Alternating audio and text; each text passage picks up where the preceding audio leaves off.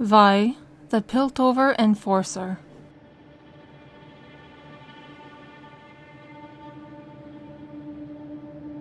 Vi remembers little of her childhood in Zaun, and what she does remember, she wishes she didn't. Running with the Snipe gangs, she quickly learned to use her wits as well as her fists to survive. Everyone who encountered Vi knew she could talk or punch her way out of trouble. More often than not, she chose the latter. None of the old-timers from her youth could tell her anything of her parents. Most assumed they had died in one of the industrial accidents that were, sadly, all too common in the Undercity.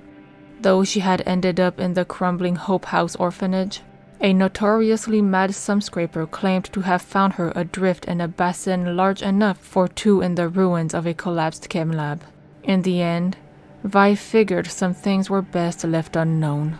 With her wild pink hair, she became a distinctive sight on the streets of Zaun, hightailing from angry shopkeepers in the boundary markets, swaggering through the colorful bazaar of the Black Lanes, or hitching rides up into Piltover aboard the hextrolic conveyors. Whenever there was a scrape to be gotten into or a scam to be run, Vi was in the thick of it, though she never stole from those that couldn't cover the loss, and never hurt those that didn't deserve it. As she got older, the capers of childhood became more audacious and daring, and Vi formed a gang of her own. Brash and quick to anger, she still relied on her fists a little too much, and was rarely without a black eye or split lip. She found a mentor in the owner of a bar on the edge of the lanes, who tempered some of her more self-destructive tendencies. He tried to reinforce her moral code and showed her how to fight with discipline, as well as teaching her ways to better direct her simmering anger. In time, Vi earned a reputation as someone who got things done, no questions asked. Listening to the chatter of the Zaunite miners who frequented the bar, she came to learn when big deals were being made and how payments were to be delivered. To a chem baron, this was a chump change, but to her and her friends, it would be a fortune. She planned a heist, but knew it would require extra bodies to pull off, so Vi reluctantly brought a rival gang, the Factory Wood Fiends, in on her score. Everything was going fine, until the leader of the Fiends killed the mine owner with a pair of oversized pulverizer gauntlets, and trapped the rest of the workers in the tunnels.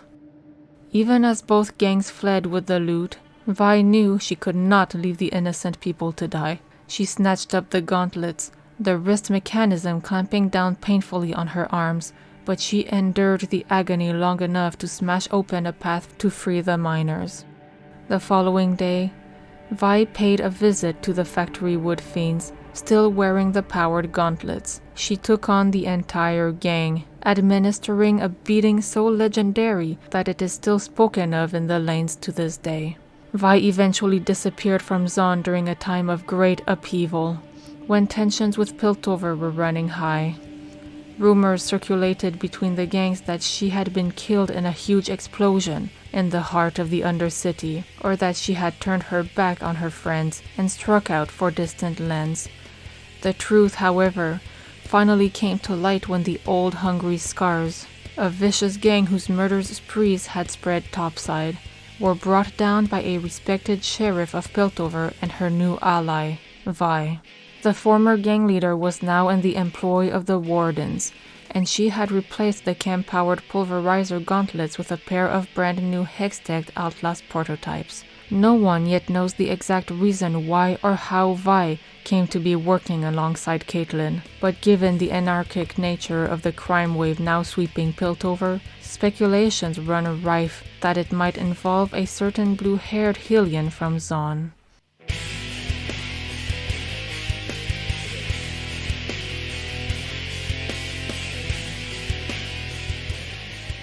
Interrogation 101. Vi stifled a yawn as she moved through the gilded chambers at the heart of Piltover's Hall of Law. Dawn was less than an hour old, and the place was quiet. A few drunks were sleeping it off in the shaming cells, and she'd heard there were a couple of chem-augmented thugs in the deeper, more secure lockups. She'd ask around later, see if she could provide any insight as to what they were doing up in Piltover. She rolled her shoulders, the muscles there stiff after a hard night's work. It had been a long shift, and her forearms were aching from the pressure of her powered gauntlets. All she wanted to do was go back home, get them off, and bathe her fists in ice water. Maybe throw back a few glasses of something strong and sleep some. But the new tube from Caitlin had been full of imperatives about getting herself down to the district house on the double. Vi had cocked an eyebrow, tossed the message, and given it an hour before leaving her cramped home in the dressmaker's quarters to answer Caitlin's summons. "Hey, Haknor," she said to the desk warden when she reached the cells. "What's so important Caitlin has to drag me from an erotic dream about?" "Stop right there," said Haknor, without looking up from his elevated desk as he ran a finger down the list of the prisoners brought in during the night. "I am not in the mood to hear another of your lurid fantasies." "You sure?" grinned Vi, leaning on his desk and blowing a loose strand of pink hair from her eyes. "This was a good one. Had a plot and everything." "Quite sure," said Haknor, looking away and holding out the charge sheet. "Caitlin and Mohan brought in a hextech thief last night. He hasn't said a word to anyone, but she thinks you might be able to get him to talk." Vi arched an eyebrow as she scanned the page. "Devaki, you've been a very naughty boy," she said, rolling her eyes and curling her metalled fingers into a fist. "Yeah, Devaki and I knew each other back in the day. I'll get him to talk." Haknor shook his head, saying, "Listen, Vi, I don't want to have to call the surgeon back here again. Caitlin wants this fella to be able to speak when he goes before the procurator." "Where is she anyway?" asked Vi. "She isn't even here to say hello?" "Chasing down a lead at the docks," said Haknor. "Said she'd figure you could handle this one on your own. She wrong about that?" "Nope," said Vi, turning and sashaying toward the cells. "Which cell's Devaki in?" "Number 6. But remember, he's got to be able to talk." Vi nodded and said, Yeah. She reached cell 6 and slid back the locking bar.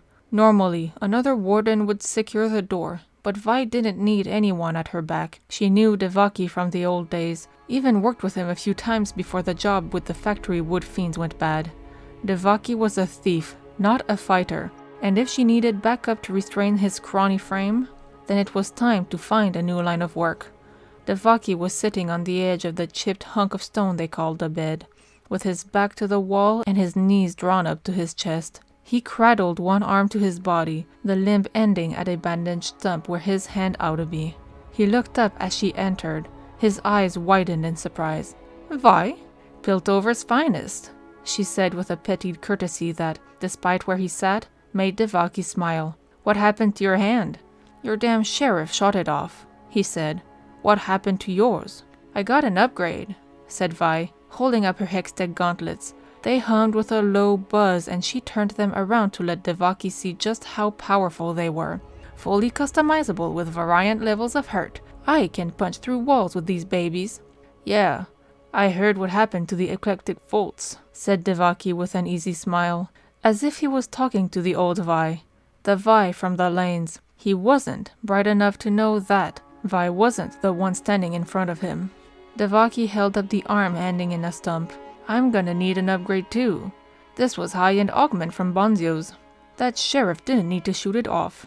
"You can bill her," said Vi, closing the distance between them in 2 strides and lifting Devaki off his feet. She threw him against the opposite wall, rattling his bones and sending plastered dust billowing into the air. Devaki slid to the floor, shocked and gasping for breath. "They've been playing nice so far, but now they send you in? What gives?" "I'm the one they send in when asking all polite doesn't get anywhere, Cupcake," said Vi, letting the power build in her gauntlets. "I'm the one who'll go to town on you with these beauties, unless, of course, you tell me what I want to know." "Whoa, wait, Vi! What are you doing?" spluttered Devaki, holding his remaining hand out before him as he scrambled to his feet. "I'm interrogating you. What's it look like?" "But you haven't even asked me anything." Vi cocked her head to the side. "Yeah, I should probably get on with that." She reached down and hauled Devaki to his feet, applying a growing pressure to his shoulder. "So, who was gonna buy that stolen hextech?" Devaki winced in pain, but didn't answer. "Oh, come on. You're tougher than that, said Vi, releasing his bruised shoulder. You want to see what happens to a face when I don't pull my punches? No, cried Devaki. Then tell me what I want to know. I can't. Vi tapped a finger on her chin, as if weighing whether to punch him again. She smiled, the expression worrying Devaki more than the thought of her fists. Be a shame if word got around the lanes that you'd been informing on all your criminal friends for the past couple of years. What? Said Devaki, spluttering in pain and indignation. That's a lie. Of course it is, said Vi. But I know all the right people to talk to down there.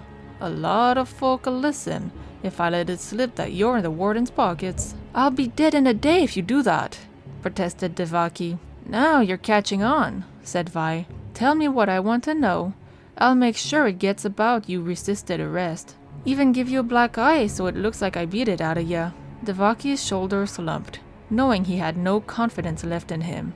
Fine. I'll tell you what you want to know. Excellent, said Vi. Now we're getting somewhere.